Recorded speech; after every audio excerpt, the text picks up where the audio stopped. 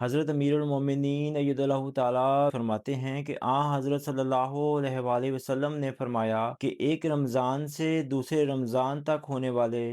چھوٹے گناہوں کو بھی اللہ تعالیٰ معاف فرما دیتا ہے۔ حضور فرماتے ہیں کہ لیکن یہ واضح ہونا چاہیے کہ گناہوں سے معافی کے جو ذرائع بتائے گئے ہیں وہ ایک ترتیب سے ہیں، پہلے نماز،